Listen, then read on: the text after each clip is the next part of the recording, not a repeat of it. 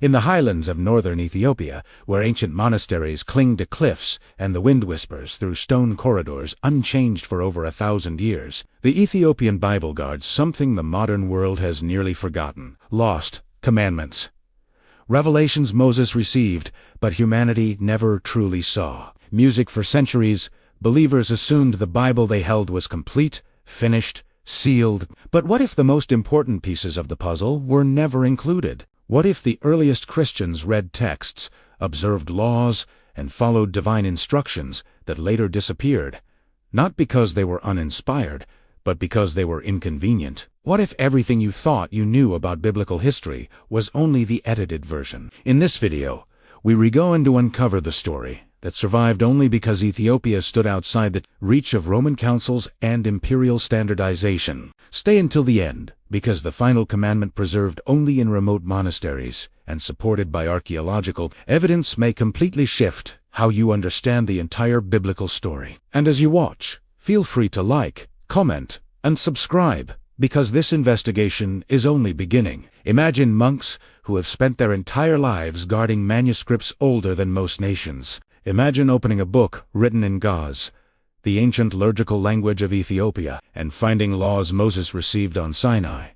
Laws never included in the Hebrew Bible, never translated into Greek, never copied into Latin, never accepted by the councils that shaped Western Christianity. These aren't myths. They aren't rumors. They are physical manuscripts, carbon-dated, preserved, and still read today. For over 1,700 years, Ethiopia preserved a scriptural tradition untouched by Roman politics, untouched by European theological debates, untouched by the slow erosion of copying and recut. While the rest of the world standardized the Bible into 66 or 73 books, Ethiopia held on to 81. And hidden inside those additional books, especially Jubilees and First Enoch, are commandments about time, angels, justice, economics, purity, and covenant life that challenge everything we thought we knew about Moses, creation, and the structure of the universe. Today, you and I are stepping into that time capsule. We reopening the vault, and we about to discover why these commandments disappeared everywhere except in the one place that refused to forget. Stay with me until the last revelation, because the final piece is the one the world was truly never meant music to see. Long before the great councils of the Roman Empire debated which books should and should not be allowed into the biblical canon, long before Europe standardized its scriptures into the forms we know today, a different kind of story was unfolding far to the south in the mountains of East Africa. Antikythera, hidden among ridges, valleys, and monastic fortresses, that a truth the rest of the world lost, has survived in silence. What if the most accurate window into early Christianity isn't in Rome, Jerusalem, or Athens, music, but in Ethiopia, a land many theologians didn't even consider part of the discussion until the 19th century? To understand why the Ethiopian Bible is so important, we need to go back to the early centuries after Christ, when Christianity was beginning to spread along trade routes and across empires. Europe, especially the Latin-speaking West, would eventually shape the biblical canon we now consider standard. But Ethiopia developed differently, geographically, politically, and spiritually. Unlike churches near the Mediterranean world, Ethiopia wasn't woven into the roads, postal systems, or theological conflicts of the Roman Empire. Its Christianity grew in isolation, not by accident, but as the natural result of terrain and culture. Massive stone plateaus, deep valleys, and natural fortifications shaped its religious identity as much as its monasteries did. This isolation created something scholars today call a time capsule, a sealed environment where ancient traditions could survive without being overridden by outside authorities. While Christianity in Rome was undergoing debates about orthodoxy, heresy, liturgy, and canon, Ethiopia simply kept copying the texts they had received, preserving them in the ancient liturgical language Gauze for over 16 centuries. In the 20th century, researchers discovered something astonishing. Ethiopian biblical manuscripts, especially Enoch and Jubilees, matched the Dead Sea Scrolls more closely than any European manuscript tradition. This wasn't a coincidence. It was evidence. Scholars like Dr. James Vandrum, Dr. Ephraim Isaac, and Dr. Steve D. Martyr documented that Ethiopia preserved textual traditions that predate music, the canon decisions of Europe. When the Council of Laodicea 336 CE, and later the Council of Rome 382 CE narrowed which books should be considered scripture, Ethiopia wasn't present.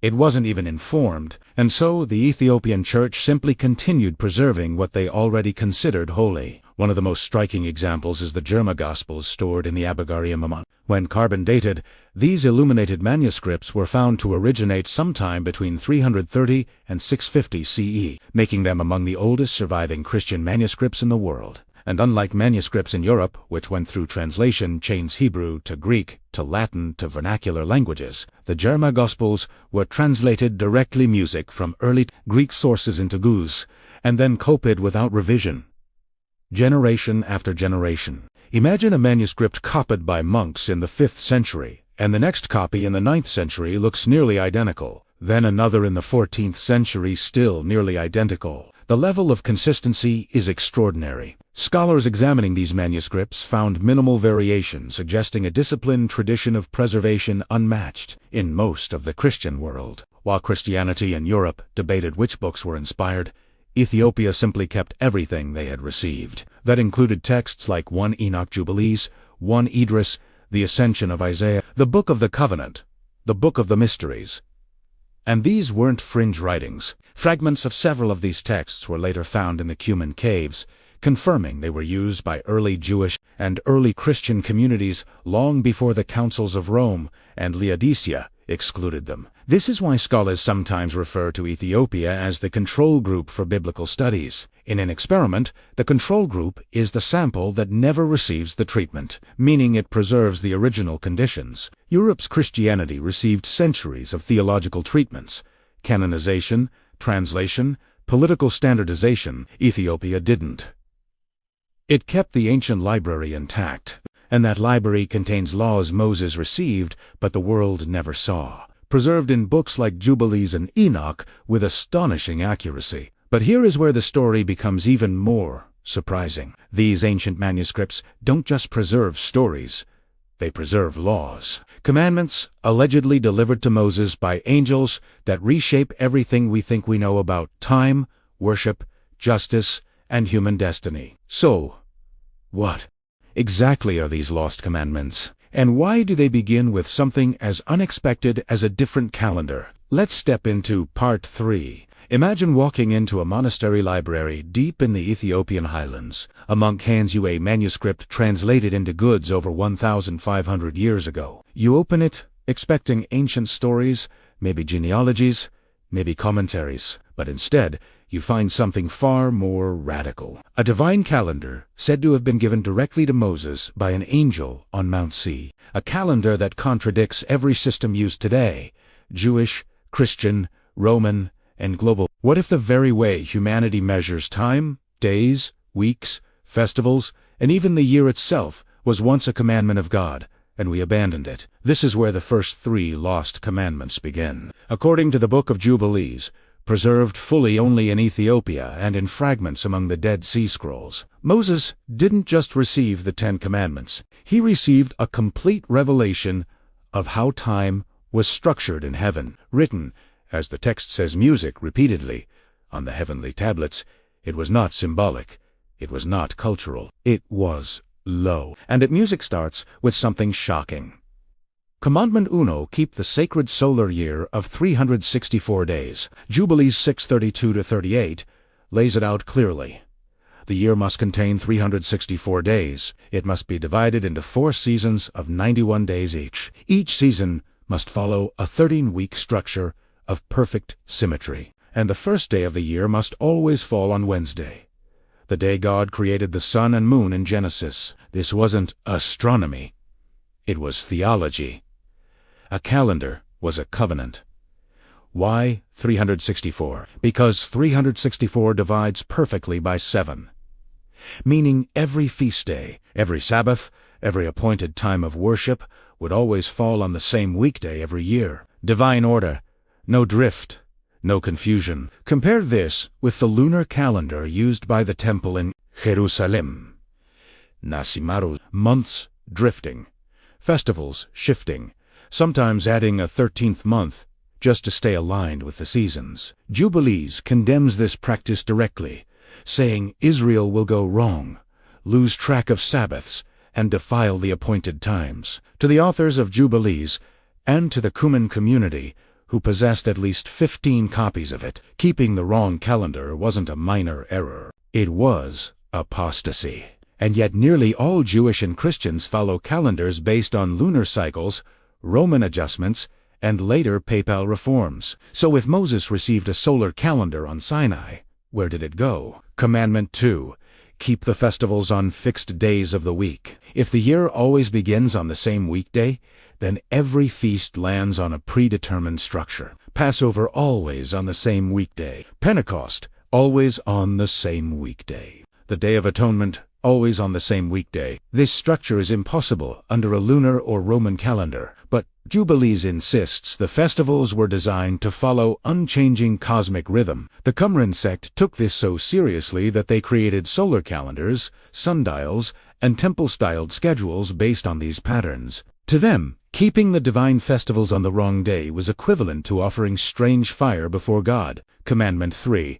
Honor the cosmic Sabbath structure. Jubilees ties Sabbath observance neither to culture nor convenience, but to the structure of creation itself. The Sabbath is woven into the architecture of the cosmos, and violating it disrupts the divine order of time. It is not merely about rest, it is about aligning oneself with the rhythm of heaven. Thus, every unit of time, day, week, month, season, year, has a sacred pattern. Break the pattern, and you break the covenant. Why were these commandments removed? By the 4th century, Christianity faced a political dilemma. Adopting a 364-day calendar would have meant abandoning the Jewish lunar system, rejecting the Roman Julian calendar, creating a separate Christian timekeeping system that would fracture the empire. Unity required a unified calendar, and so a sacred time became an inconvenience. Europe chose Rome's calendar. Ethiopia kept music jubilees.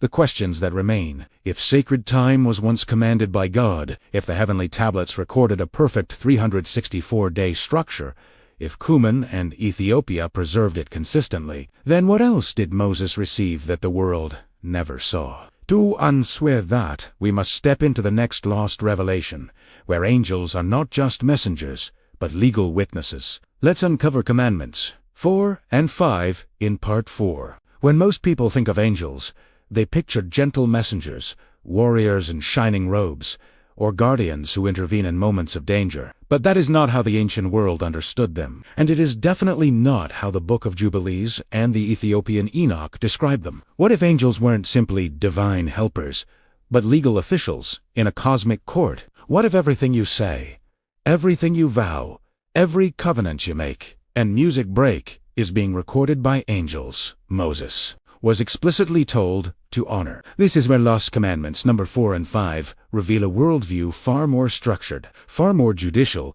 and far more awe-inspiring than the simplified angelology found in modern Bibles. Commandment number 4. Live before the witness of angels. In Jubilees, Moses receives a revelation from an angel called the Angel of the Presence, a heavenly being described almost like God's attorney, delivering divine testimony directly from the throne. This angel tells Moses plainly, humanity is never alone. Every action, every covenant, every transgression is overseen and documented by angelic scribes. Jubilees 1 and Jubilees 3 emphasize this repeatedly. Angels observe, angels record, angels testify, angels submit reports before God. This is not metaphor, edis, hudis. The concept appears again and again on the heavenly tablets, a theme central to Jubilees. The tablets serve as the cosmic archives containing the laws, the appointed times, and the records of human behavior. Angels are described as the custodians of these records. For ancient Israelite groups like the Cuman community, this wasn't mystical poetry. Music, it was spiritual accountability on a cosmic scale. To violate a covenant wasn't merely sin, it was the breaking of a legal agreement. Music observed and notarized by angels, and this leads to the 5th lost commandment. Music commandment number 5.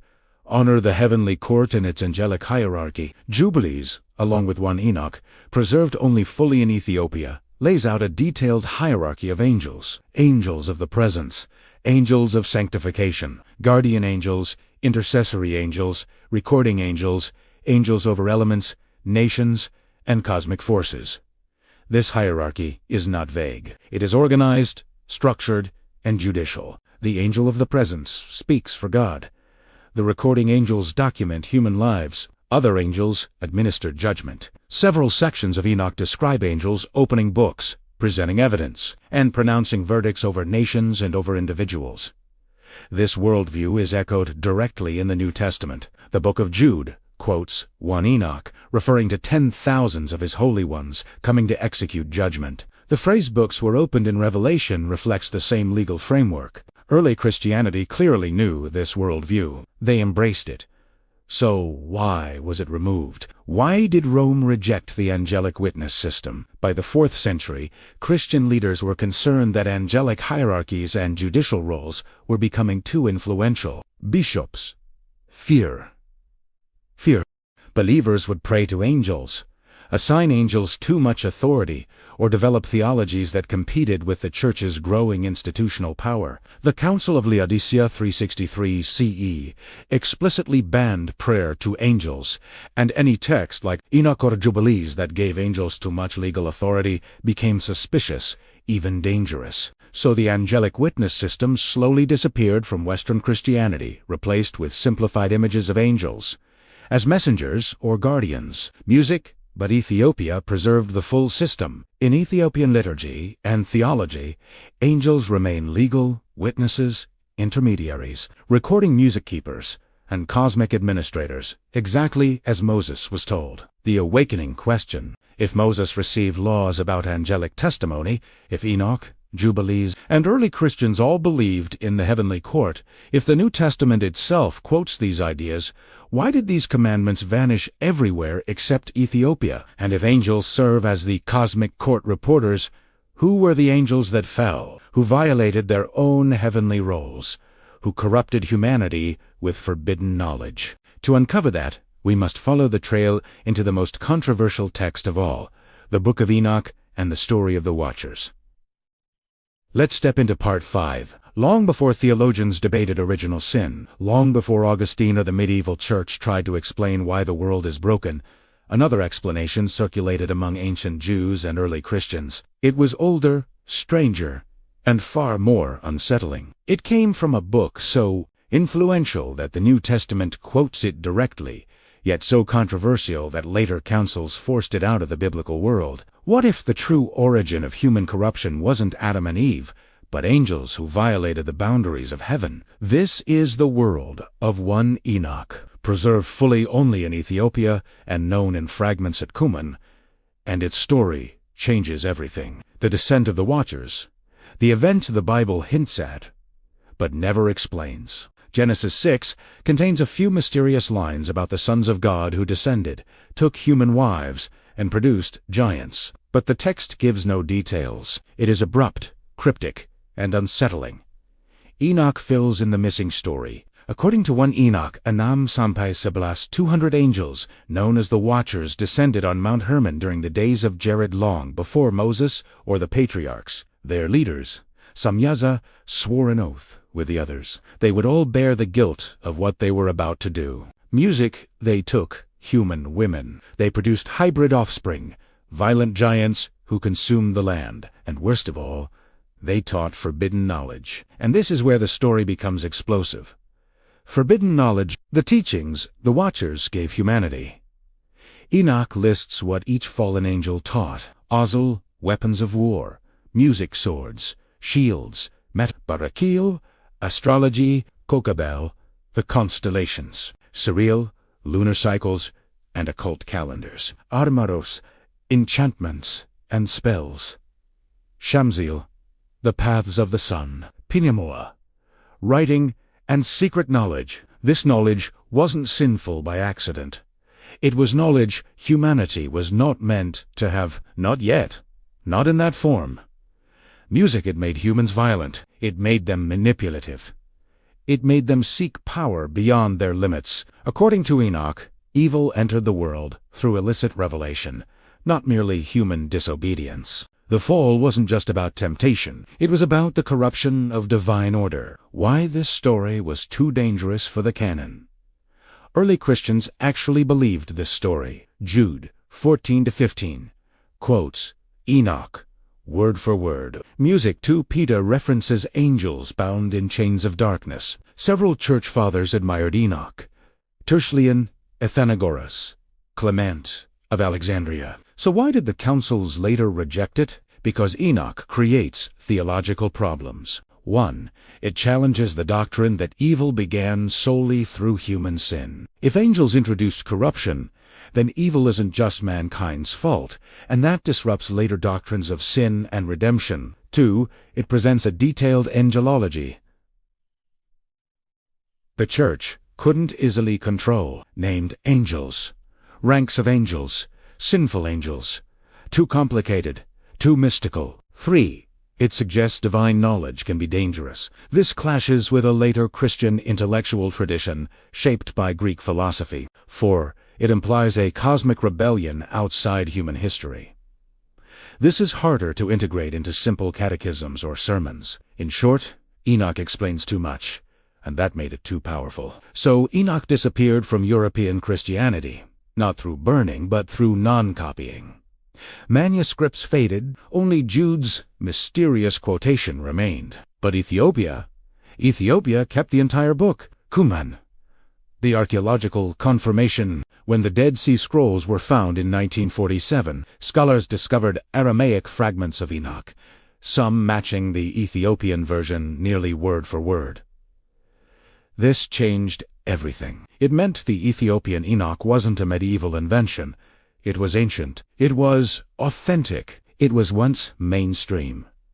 Dr. Gaverms, Dr. Vanderum, and Dr. George Nicholsberg all confirmed this. Enoch reflects a worldview central to Second Temple Judaism, which means Jesus and his earliest followers would have known it music and quoted it and believed parts of it. The question that follows, if Enoch tells the true story of how evil entered the world, if the earliest Christians used it, if archaeology confirms it, then what else did humanity lose when the councils removed entire books? The next set of lost commandments reveals laws so dangerous to political empires that removing them became almost music inevitable. To uncover them, we must step into the realm of economic justice, where Moses allegedly received commandments about debt, land, and freedom that could overturn entire civilizations. Let's move to part 6. If the earlier lost commandments dealt with the structure of time and the architecture of heaven, the next set strikes even closer to home because they redefine something at the heart of every civilization: power, property, debt, and economic control. In fact, these commandments were so radical that it becomes immediately clear why later Christian empires could never allow them to survive. What if Moses received economic laws that required the cancellation of all debts, the return of all land, and the liberation of all servants? Laws powerful enough to collapse feudalism, slavery, and imperial wealth overnight. These are laws, commandments 6, 7, and music 8, preserved in the book of Jubilees. Commandment 6, debt release, is not charity. It is divine law. In Leviticus 25, we see early traces of the Jubilee that's forgiven every 49 years. But Jubilees transforms this idea into something far more cosmic. According to Jubilees 23 and Jubilees 50, debt forgiveness is mandatory. It is part of the divine order. Ignoring it leads to catastrophe on earth. The text even connects Jubilee observance with the presence or absence of evil itself, and there shall be no Satan nor any evil destroyer. Jubilees 23, 29, 30. To the authors of Jubilees, debt isn't simply an economic burden. It's a spiritual chain. And releasing someone from debt not just frees their finances, it heals the world. Imagine medieval Europe with this law. Imagine the Roman Empire. Imagine modern banking systems. Debt would not be a tool of control. It would be a timer counting down toward liberation. No empire could allow this. Commandments yet the land must return to its original families. Jubilees reinforces and expands Leviticus 25 by insisting that land cannot be permanently bought or sold. Every Jubilee cycle, families recover their ancestral land. Wealth cannot accumulate endlessly. No music elite class can form through land ownership. This is one of the most politically explosive commandments in ancient literature. Dr. Norman Godwald's research on Israelite society confirms that Jubilee's vision would prevent generational wealth concentration, hereditary aristocracies, large landowners dominating the poor. Under this system, no billionaire, pharaoh, or emperor could exist. Every 49 years, the reset button would be pressed. Imagine the implications: Roman senators losing their estates, medieval lords returning half their lands, modern corporations losing entire portfolios.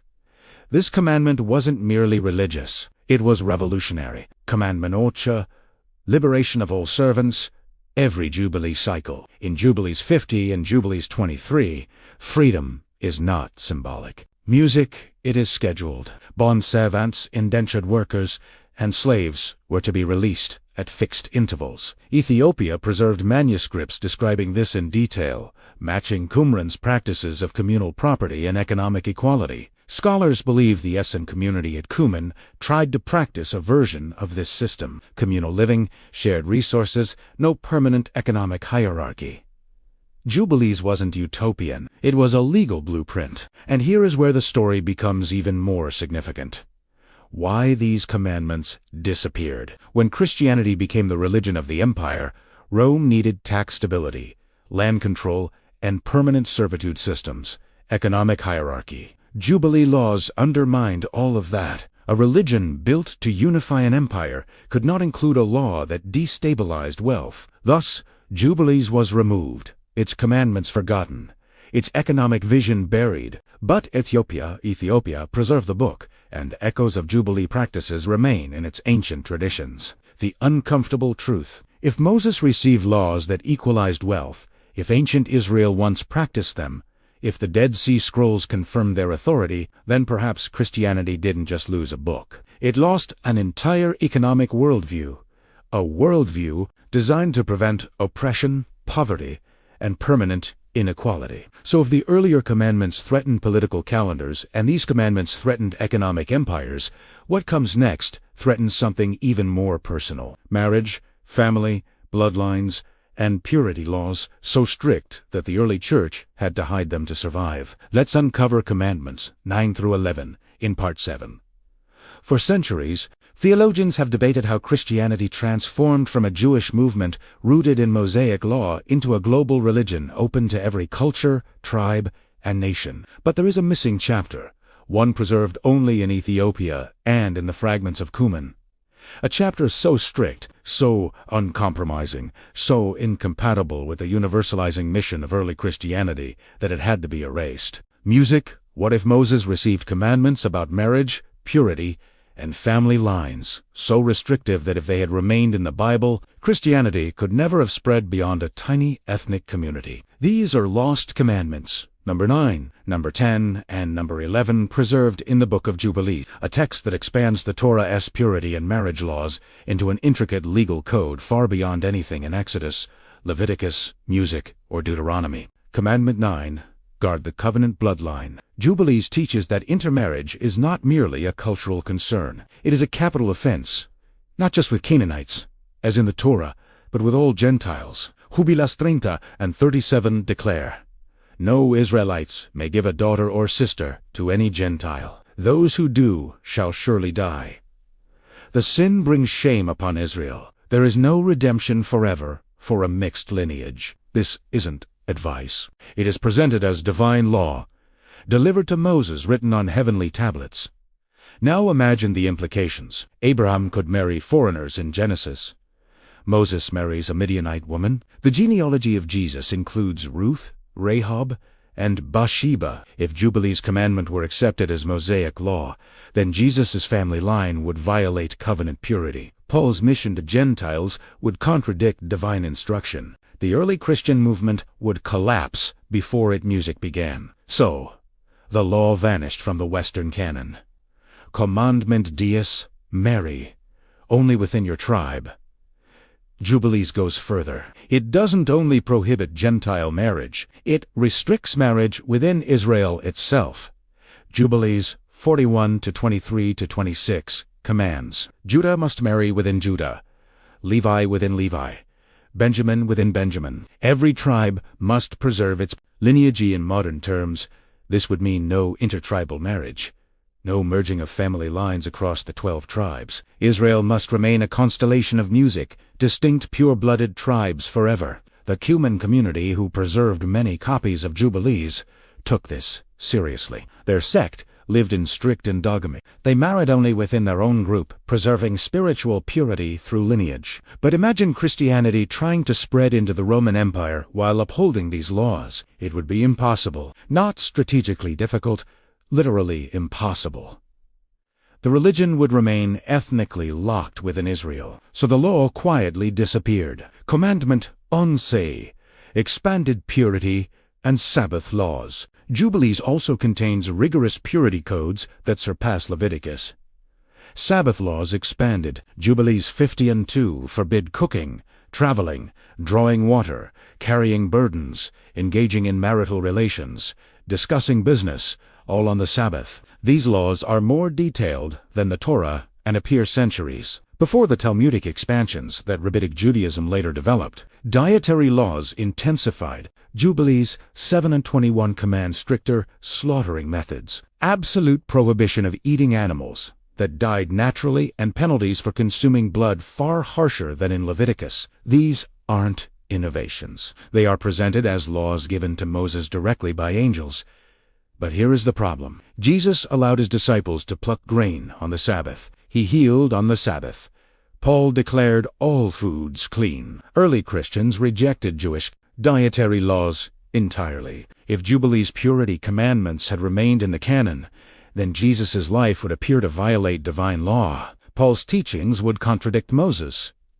Christianity would never detach from Judaism, so these laws were removed not because they were historically insignificant, but because they were theologically incompatible with the Christian mission to the Gentile world. Why Ethiopia preserved these laws? While Rome reshaped Christianity around a universal message, Ethiopia maintained biblical traditions closer to ancient Jewish Christian practices. Stricter fasting rules, dietary distinctions, ritual purity observances, and endogamous marriage customs within the faith community. For Ethiopia, Jubilees wasn't a threat. It was Scripture. The question that follows: if Moses received commandments about time, angels, economics, marriage, purity, and tribal structure, if all these exist in manuscripts confirmed by archaeology, if Christianity removed them not for truth, but for practicality, then what ties all these commandments together? What was the worldview beneath them? A worldview so vast it defined creation, covenant, and destiny. To unswear that, we must explore the 12th lost commandment, the one that unites them all into a single cosmic system. Let's step into part 8. For 7 parts now, we've uncovered laws about time, angels, economics, purity, and marriage. Laws that reshape everything we thought we knew about Moses and ancient Israel. But these commandments were never meant to stand alone. They are pieces of a larger system, a worldview so unified, so cosmic, and so ancient that losing it meant losing the very architecture behind biblical law. What if Moses didn't receive isolated laws, but an entire cosmic worldview? A heavenly constitution that explained how time, morality, angels, purity, economics, music, and human destiny were all woven together. This is the essence of Lost Commandment 12.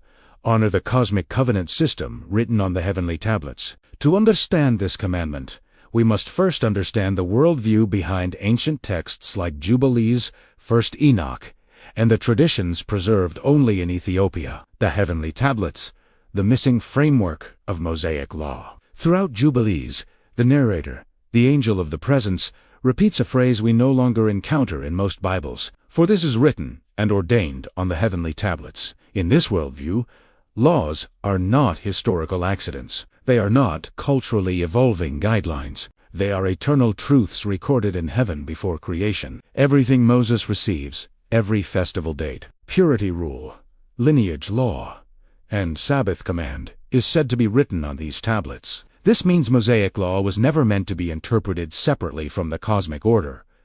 It was a reflection of it. Thus, The 364-day calendar reflects heaven's perfect rhythm. The angelic witness system reflects a heavenly court structure. The Jubilee economic laws reflect the restoration cycle of creation. The lineage and purity laws reflect boundaries established before Earth existed. Commandment 12 tells humanity not just to follow individual rules, but to align life with the cosmic structure itself.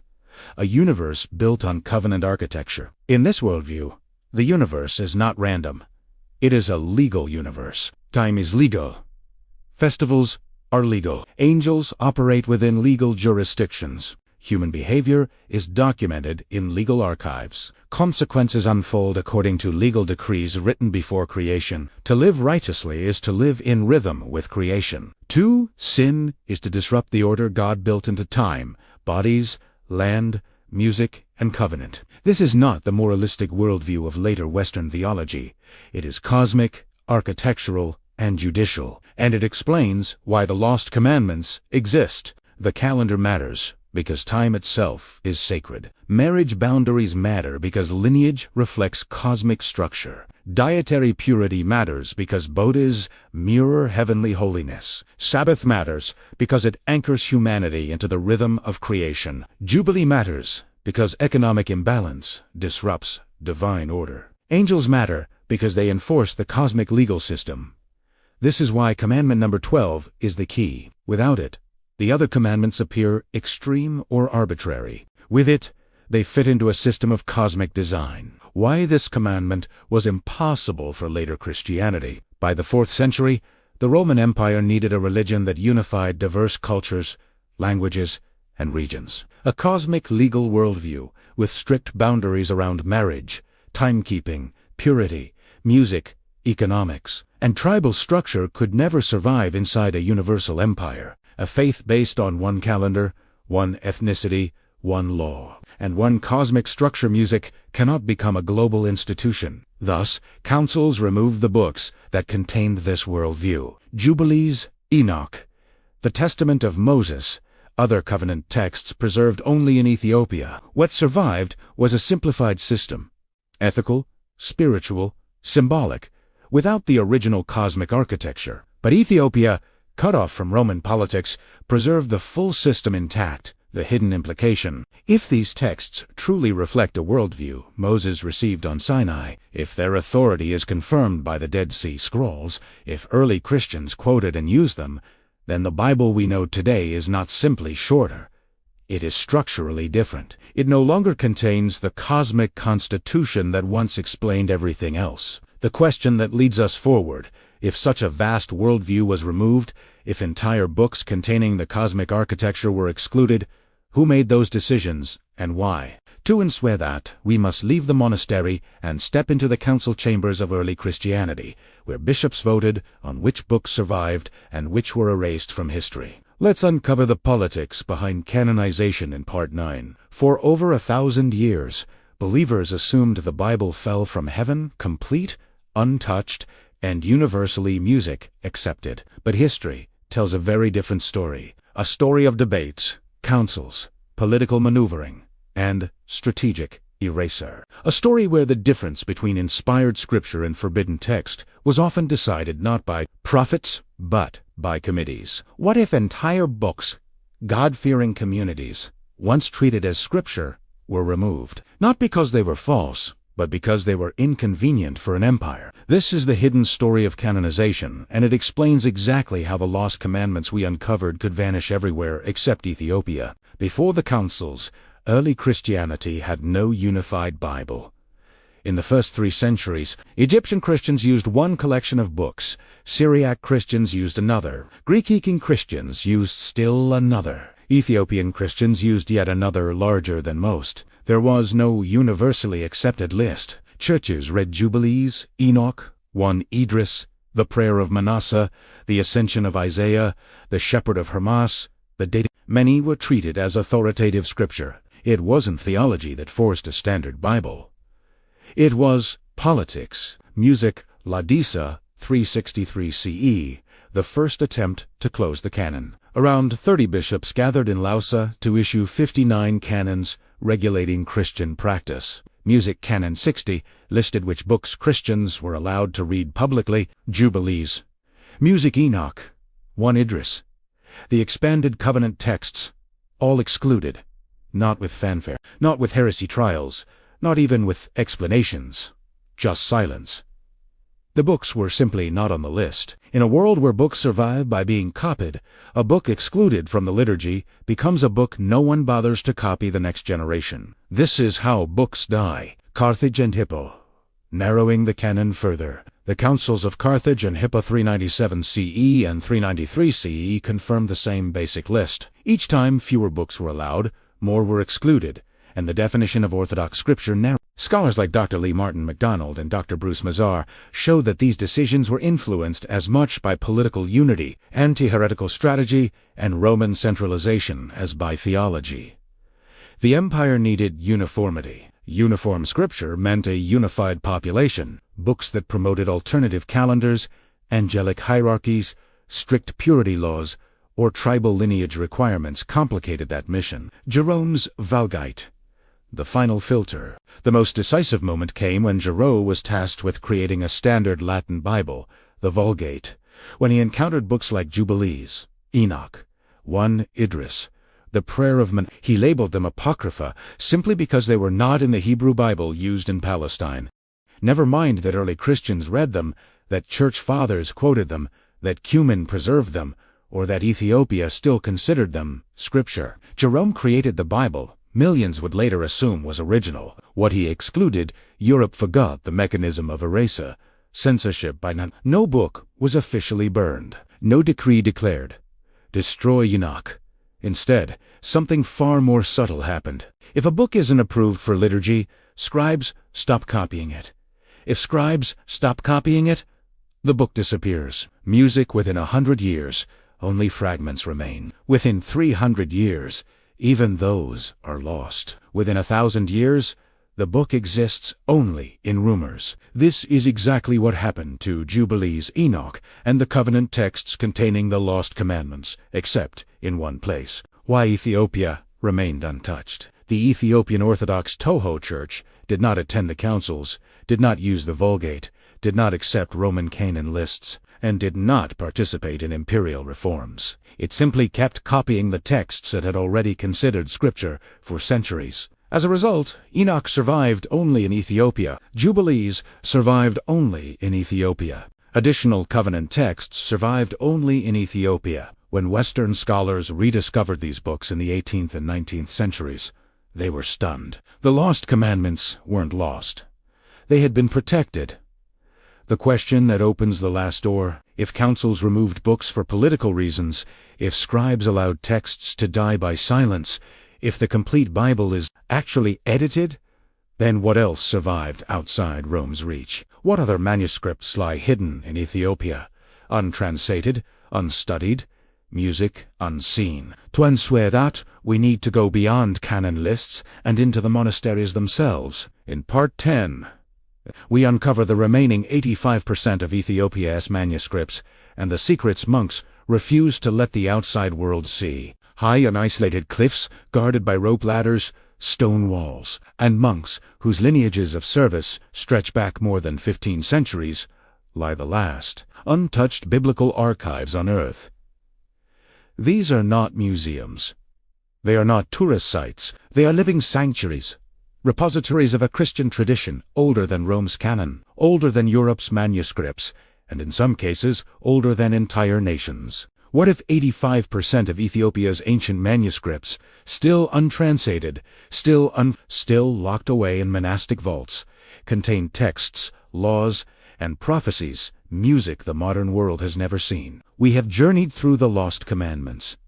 We have traced how councils removed entire books. We have examined how Ethiopia preserved what Rome erased. But the most astonishing truth, still music remains. We have only seen a fraction of what Ethiopia holds. A living archive older than Canaan itself. According to the Ethiopian Manuscript Imaging Project, led by scholars like Dr. Steve Demert, the Ethiopian Orthodox Toho Church holds over 800,000 manuscripts, the largest ancient Christian manuscript collection in Africa, and arguably music in the world. Yet only 10 to 15% of these manuscripts have been catalogued, photographed, digitized, or studied by researchers. The remaining 85 to 90% remain in cliffside monasteries like Debre, ancient churches in Gondor, hidden vaults in Axum, and remote mountain hermitages known only to local monks. Many of these manuscripts have never been touched by known Ethiopians.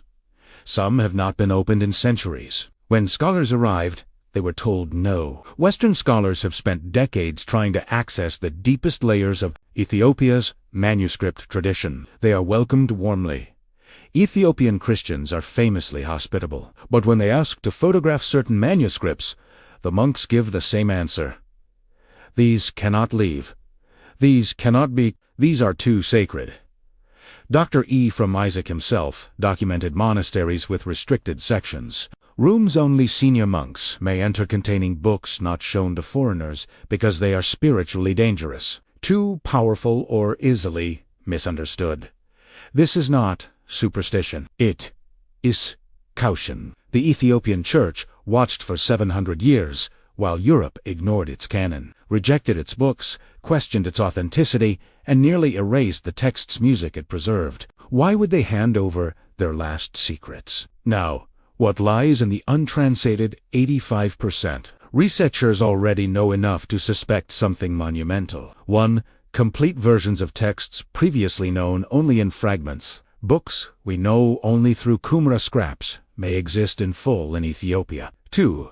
Lost commentaries of early church fathers. Some manuscripts contain writings attributed to ancient theologians whose works disappeared entirely in Europe. 3. Variant readings of biblical books older than European manuscripts, differences that could reshape understanding of early Christianity. 4.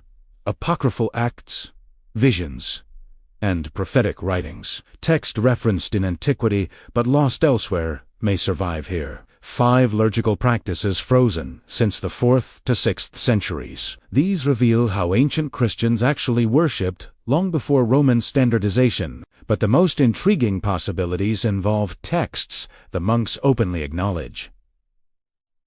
6 books too sacred to reveal. Certain manuscripts kept in Axum, Lake Tano monasteries, and Debramo are said to contain expansions of Enochic material. Covenant laws never included in any Western canon, genealogical histories tracing biblical figures beyond known sources, and visions attributed to pre-exilic prophets. None of these claims can be verified fully because the manuscripts remain sealed. The Ark tradition of Axum, perhaps the most famous guarded relic in Ethiopia, is the Ark of the Covenant said to rest in the Church of Our Lady Mary of Zion in Axum. Only one guardian monk may see it. Tourists, scholars, even patriarchs cannot enter its chamber. Whether the actual Ark lies there is secondary. What matters is what the tradition represents. Ethiopia sees itself as the guardian of what the rest of the world lost. It preserved Enoch, jubilees, the expanded Mosaic laws, the heavenly tablets, worldview, and commandments erased by Rome. What else has it preserved? We may not know for years, maybe decades, maybe never. But the truth is simple. The largest untouched biblical archive on earth belongs to a Christian tradition that never edited its scriptures, and the world has only begun to look inside. Music, you've just completed a journey through 1700 years of forgotten history. Lost commandments, music erased books, suppressed laws, and manuscripts hidden in the mountains of Ethiopia. If something in your spirit feels awakened, if you sense that this story is bigger than what you were taught, if you're ready to go deeper, then write truth in the music comments. That single word marks you as someone who refuses simplified history, someone who honors the guardians who preserved what others tried to destroy. Subscribe and hit the bell icon because in the next investigation, we uncover the suppressed prophecies of Enoch that early Christians believed, but later councils buried. The truth isn't hidden anymore, but it must be sought.